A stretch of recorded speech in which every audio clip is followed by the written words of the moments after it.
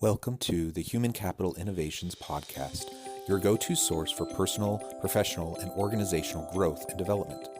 We hope you tune in often for all things people management, organizational development and change, organizational leadership, and social impact related. Maximize your personal and organizational potential with Human Capital Innovations Podcast.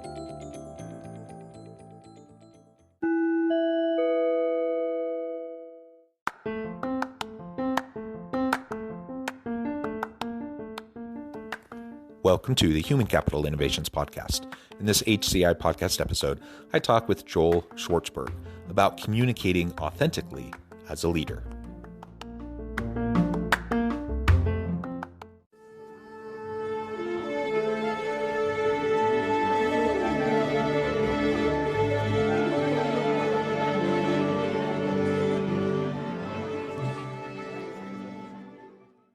Joel Schwartzberg, welcome to the Human Capital Innovations Podcast. Thank you so much, Don. It's my pleasure to be here. Yeah, it's a pleasure to be with you. I'm so excited to have a nice conversation. You're joining us from New Jersey. I'm south of Salt Lake City in Utah. It was fun just chatting for a few minutes in the pre-interview as we were getting to know each other a little bit and touching base. Today, we're going to be focusing on communicating authentically as a leader. And of course, this is your area of expertise, something you spend a lot of time on with your clients. And so I imagine you'll have a tremendous amount of insight and good stories and other things to share. And I appreciate you taking time to share that with me and my listeners today. As we get started, I wanted to share Joel's bio with everybody.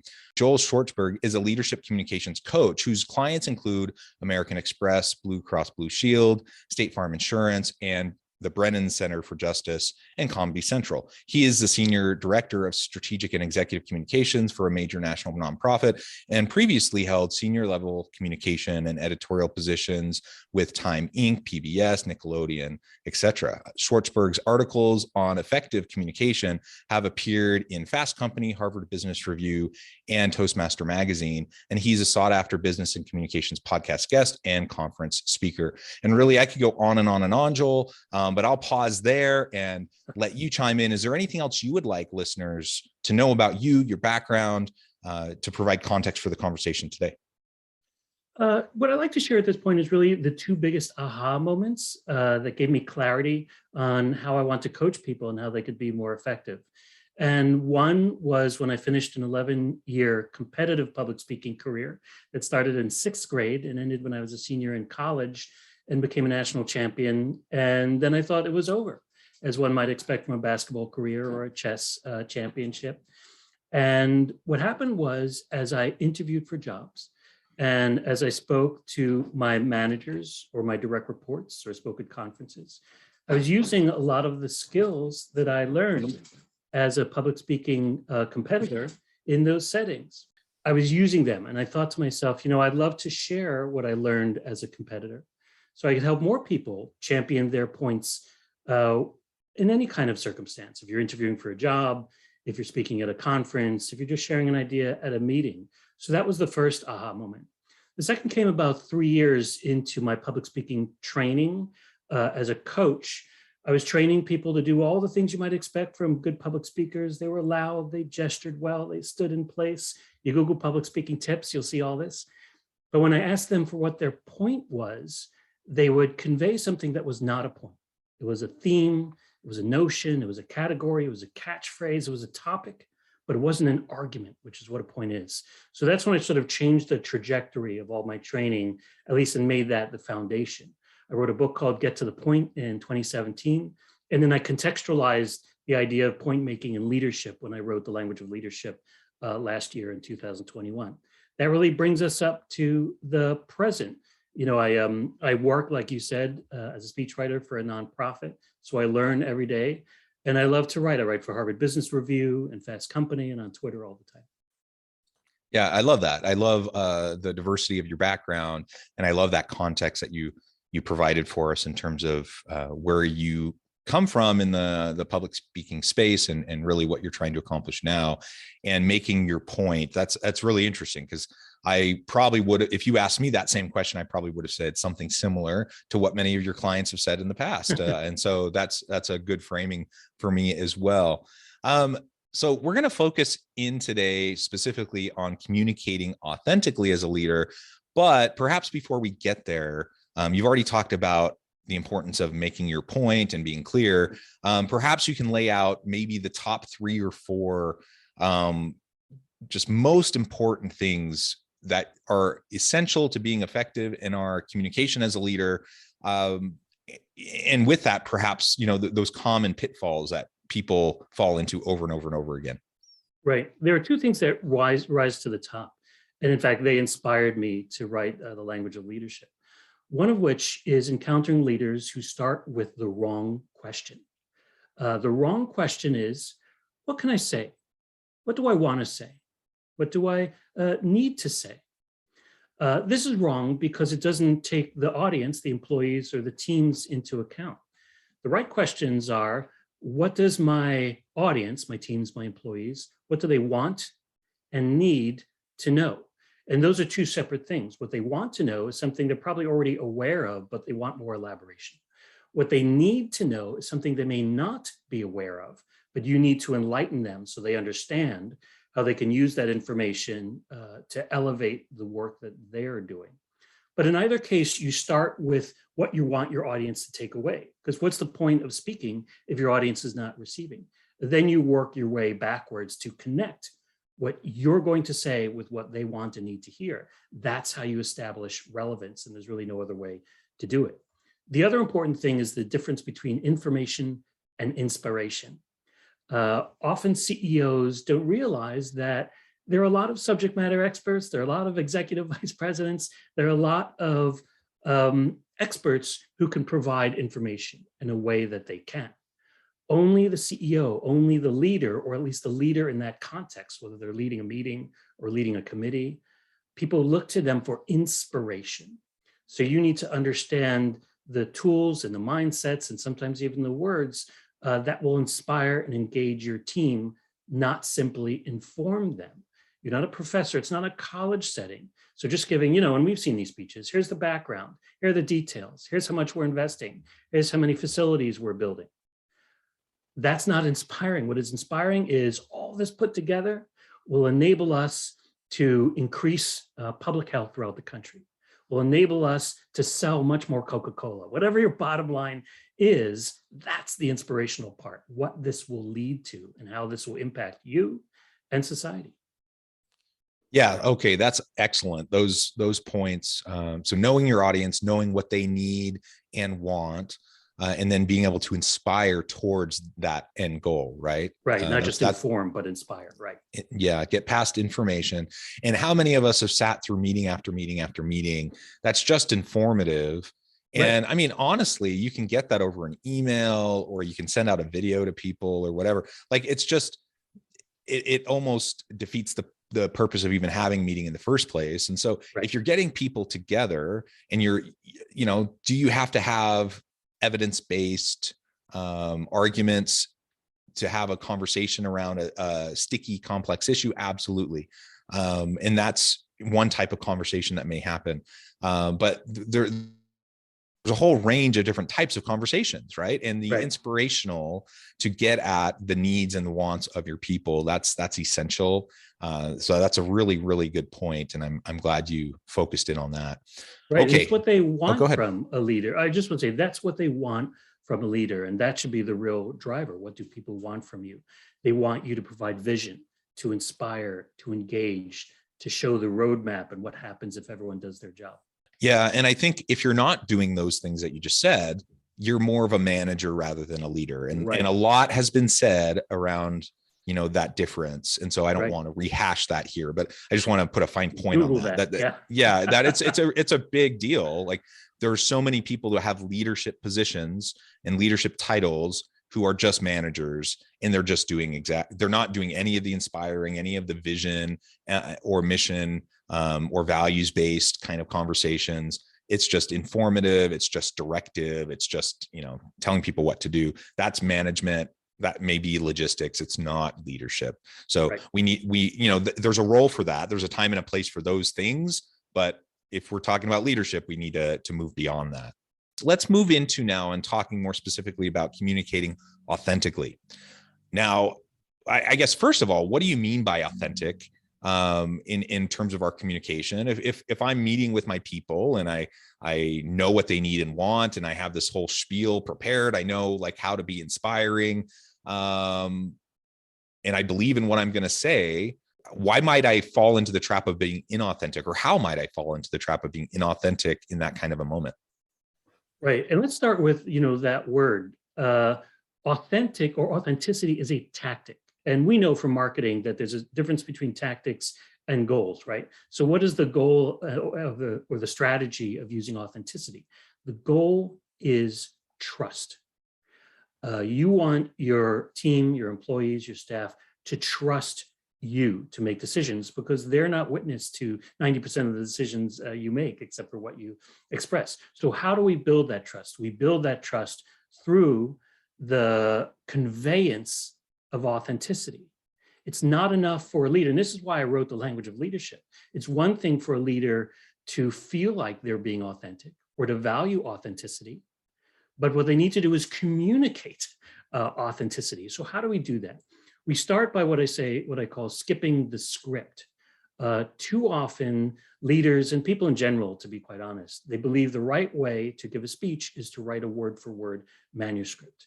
And with apologies to speechwriters, because I'm one, people will remember what you meant, not necessarily what you said. They will remember your point, not necessarily your words. So let's start with, you don't need to write a word-for-word script, because people won't remember the words.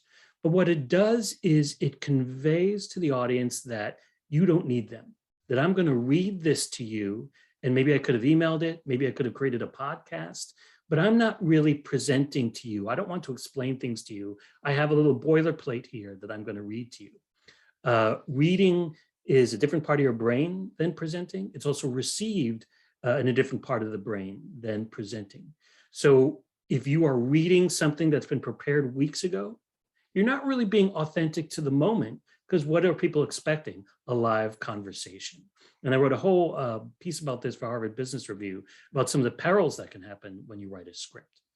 The other thing is, say what you believe.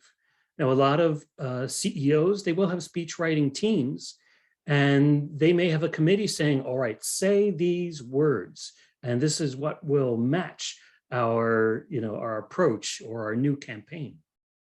But if a leader or anyone says anything that they would not normally say, they will come across as inauthentic. Something they teach you when you go to speech writing conferences, the trick is not so much writing what someone would say. The trick is making sure you never write something they would never say. And that's the way you want to make sure you're authentic. And that's the burden of the leader. Never say anything that you don't mean. Always sound like you. Rewrite that material if you must. You're usually coming in with notes, not a script. So you're just reminded through those notes of the things that you want to say, or through that PowerPoint or Canva. Then you're using your own experience and your own subject matter knowledge to explain that in a live environment. Two more things. Telling stories really elevates authenticity, particularly personal stories. Now, it doesn't mean you have to talk about an experience from your childhood that would, make for a great TV movie someday. It can be merely the funny thing your 6-year-old said that morning, something you heard on NPR, something you read in a newspaper, something you overheard at a conference, anything that's true to your experience that you're using not just to entertain, but to connect to relevance and through which you make your point. That will also increase your authenticity. And one other very important thing to realize is that perfectionism is the opposite of authenticity. Sometimes public speakers, and particularly leaders, think, oh, I want to be remembered as a great public speaker, so I don't want to make any mistakes. That is not the goal. That is not the measuring stick. And often, if you cough, if you make a mistake, if you correct yourself, if you have a moment where you need to collect your thoughts, instead of losing points for perfection, you're actually gaining points for being real and authentic.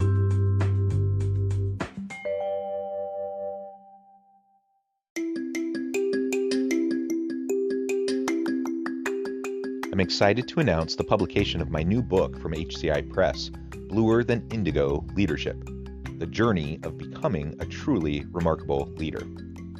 Early in my adult life, I learned about an Asian proverb that translates as bluer than indigo. If you think about the color indigo, it is a brilliant, deep, and vibrant blue, what some would call the bluest of blues. To have something that is bluer than indigo is rare and truly remarkable. Contrary to popular myth, there is no one-size-fits-all or cookie-cutter approach to effective leadership. There's no silver bullet, no secret sauce, no go-to model that will solve all of our problems. The truth is, great leaders have all had their unique strengths and flaws, and have all had to discover and then pave their own distinctive path in their life's journey to fulfill their leadership potential. Bluer than indigo leadership will help you discover your own path and explore those ordinary, everyday actions that will help you respond to an uncertain future and produce extraordinary results for individuals, teams, and organizations.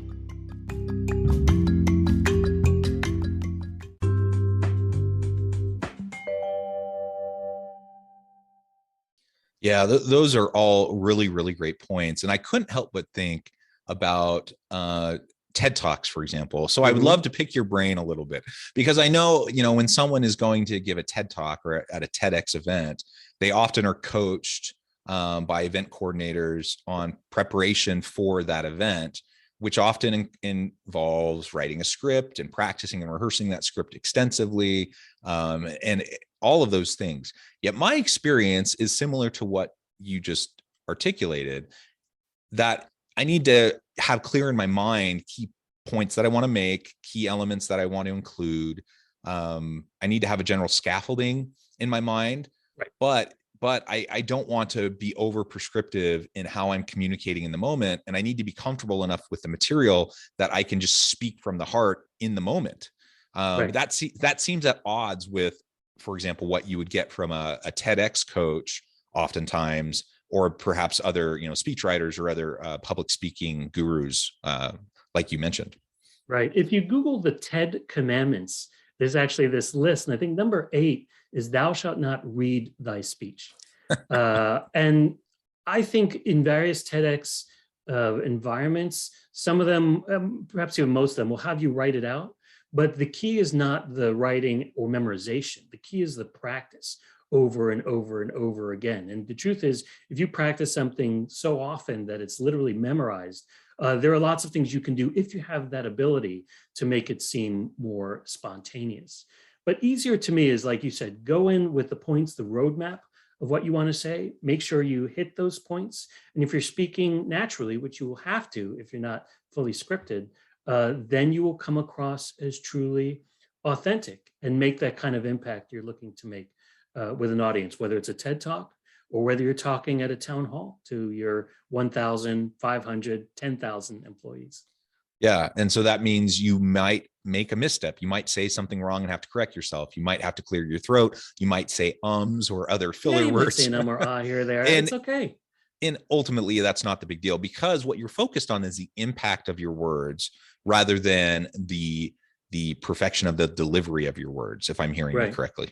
And let me, something I said in that article, imagine you went to your friend and you said, oh, you saw the latest Spider-Man movie. Did you like it? And the friend says, hold on, I'm going to run home. I'm going to type up a 300-word review. I'm going to print it out and I'm going to bring it to you. And then I'll hand it to you and you can read it. That's ridiculous, right? Yet that's what we're sometimes expecting, or what people expect from themselves when they write out a word for word speech. It's not what people want. Now, caveat to my friends who are speech writers, sometimes CEOs or politicians, they have screens and they have teleprompters, and it's okay to have a manuscript there. The key thing, like I said, is practice. And one thing I definitely want to leave your audience with, John, is there's bad practice and there's good practice. Bad practice looks like this. Yeah, and then 10% goals. Okay, I'm good. That's bad practice because you're not practicing what you're going to be doing. What you're going to be doing is having your mind and your mouth work together to make points. That is only practice for your head.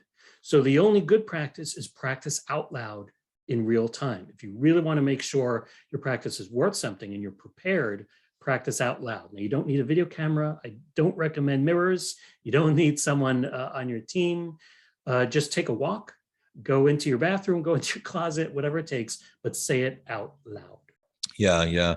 And I really appreciate the focus that you made also on vulnerability. So being open and vulnerable, whether that's sharing something from your personal life, be appropriately vulnerable. You don't want to overshare or make your audience uncomfortable because you're sharing too much, but, sharing a little bit of your real messy life with people can go a long way in developing the trust. And when I think about communicating with impact, I think trust is at the core. I mean, so much of leadership is about trust. And so if you want people to follow you, you want to inspire people, it has to be built upon a foundation of mutual accountability and trust, where people know that you genuinely care about them and that you're being authentic and real with them. So that involves vulnerability, but ultimately that's going to be built upon the foundation of trust. And so we just need to reinforce that over and over and over again. And we need to think about, what are we saying? Is it consistent with what we actually think and believe, what the data actually says? We're not twisting the data to try to make the point we want to get across, but we're actually being true to it. We're not gaslighting. We're not, it is the way it is now, and it's always been that way. Spinning something, right. Yeah, no spin, no gaslighting, just be real. And that means sometimes we have to apologize. Sometimes we have to acknowledge mistakes. And you know what? When you do that, when you communicate authentically in that way, sometimes people worry, well, you're being too vulnerable. It shows weakness. People are going to pounce on that weakness. I suppose there are circumstances where that could happen, and depending on the makeup of your team, I suppose there could be individuals on your team that might want to pounce. But if you have a good team with good relationships where you trust each other, all you're doing is reinforcing the trust, and you're giving them permission to do the same thing. You're giving them permission to acknowledge setbacks and mistakes, to be able to course correct, and to be able to move forward and not get caught up and hung up with, any of the missteps that you may have made. And that's what we need if we want innovative, creative organizations and teams, and we want people to iterate and continually be learning. We can't have this psychologically unsafe, fearful environment where people feel like they can only put on a brave face, they can only have their facade and pretend like everything's fine. And if they ever say anything negative to the boss, then they're going to get lashed out against and blah, blah, blah. Like all of that, that's just a toxic environment. That's not what we want in our teams. Right. And we're human beings. We don't say that often enough. And you think about, well, what inspires me about another human being? Maybe it's your father, maybe it's a public figure. It's their humanness, and the humanness that powers their conveyance and their communications. Now, let's not conflict, or let's not associate vulnerability with powerlessness or apologies. There are ways you could still be powerful and authentic, and that's what you want to do. For example, if you're sharing bad news, you don't want to focus so much on the challenge. You want to focus on the solution. And you can say, yes, we're working this out. There are a lot of challenges in the road, but this is how we're going to overcome them. So always speak with power and conviction. That's what I say, but be human, be vulnerable at the same time. And let's put it in this category of imperfection. Don't be afraid to be imperfect, but be the leader who is inspiring, who is talking about how to get out of it. A metaphor I sometimes say is you're a captain on a boat that's taking on water. Does the people on the boat, do they want the leader or the captain to talk about how much water is coming in, or how many buckets we're going to need to get the water out? No, we want the leader to say, if not, this is how we're going to get to dry land. Here's what I'm going to do to put those steps in place. And one of the language of leadership is a lot about words. And one of the words I come back to is rest assured. Rest assured. They're among the magic words that a leader can use to trigger and to imply that there's a plan in place to get us out of this mess or to elevate us to the next level. Yeah, excellent, excellent. And I couldn't help but reflect, as we've been having this conversation, I've been thinking about some of the public speaking types of environments I've been in. And definitely my style, my comfort zone has always been, have the scaffolding, have the bullet points, and go in prepared and knowledgeable on the topic. So, and then just speak from the heart in the moment. But there have been I mean, honestly, I can only think of a couple experiences and examples where I actually wrote out word for word what I wanted to say.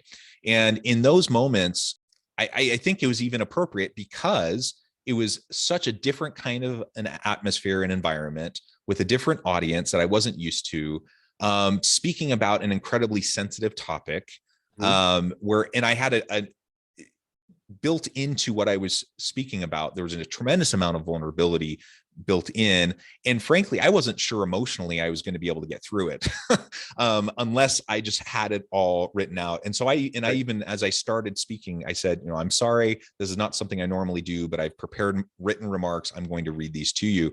And it was very well received from the audience. And so there is a time and place where you can do those things, and that's fine. You just don't want to fall back on that all the time. Right. And, it comes back to audience. If you were speaking internally, which for most of my CEO clients, they give more internal speeches than external conference keynotes. Your audience of employees and your teams, they want you to be real and human and authentic. And that's where it matters most, to have a list of bullet points, of scaffolding, and to deliver it live. But I have other CEOs, or even sometimes the same CEOs, who speak to an audience where we want them to get out their checkbooks. We want to inspire them. We want a soaring speech, almost a political speech. There are teleprompters. And that's where sometimes the words do matter, because people want to be inspired in a way that gets them behind an entire focus, an entire mission. So I've done it both ways. And there's actually a hybrid also. I work with one CEO who is really good at making spontaneous decisions. And what I do is I write out a complete speech, and then I bullet the entire speech. So they can go bullet by bullet. And with each bullet, that CEO says to themselves, read or riff. And they can literally decide to read that bullet as it was, perfect. Or they can riff on it because they have a little more insight and they know they have the background or the baseline of knowledge to speak on it. But they could do that moment by moment, bullet by bullet. And I find that hybrid a really good tool for a lot of leaders when they want to say, well, I'm concerned about the transition from this to this, so I'm just going to read that as you wrote it.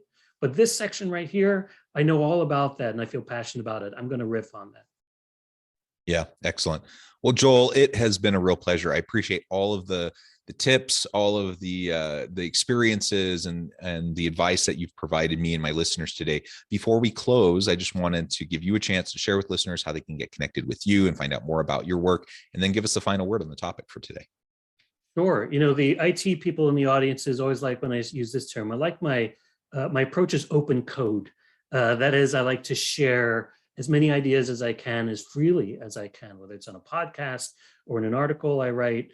And then the books are the best place to sort of get them, and they're short books, so they're easy reads. And the best place that people can find all those resources is through my website, which is www.joelschwartzberg.net. JOELSCHWARTZBERG. Thank you to my parents for that long last name. .net. Another place where I really encourage people to get in touch with me or to receive my ideas is on Twitter. And I'm on Twitter at the Joel Truth on Twitter. And I'm sharing lots of ideas all the time about all of these things. And the bottom line to all of this, all my books, all my writing, all my training, is that if you don't come at your communication opportunity with a point, you will be rendered pointless. And it doesn't matter if you're a CEO who's been giving speeches for years, or you just graduated from college and are just starting an internship. It's not about how much experience you have. It's not about how high your level is. Presentation ability is a skill. It is not a talent. You're not born with it. So everyone, no matter what your level, needs to know your point, sharpen that point, champion that point. I love it. Thank you, Joel. It has been a pleasure. I encourage listeners to reach out, get connected, find out more about what Joel and his team can do for you. And as always, I hope everyone can stay healthy and safe, that you can find meaning and purpose at work each and every day. And I hope you all have a great week.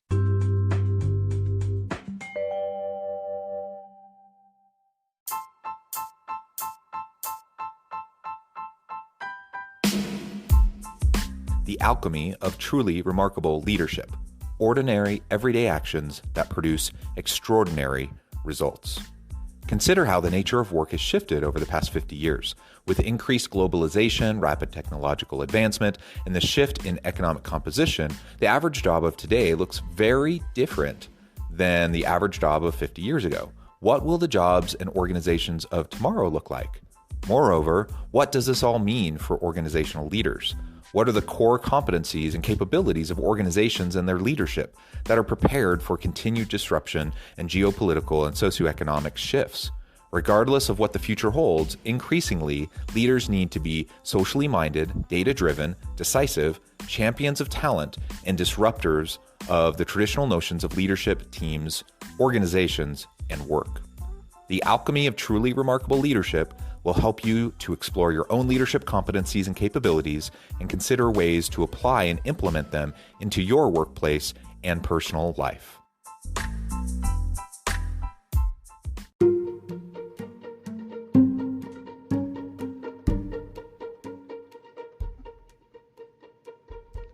Check out Human Capital Innovations magazine, Human Capital Leadership. Human Capital Leadership is a free, interactive e-magazine with the mission to help individuals, leaders, and organizations find innovative approaches to maximize their human capital potential. We publish issues quarterly in August, November, February, and May.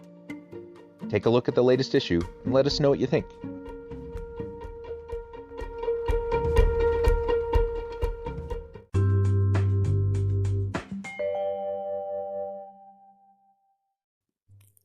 Thanks again for joining us for this episode of the Human Capital Innovations Podcast.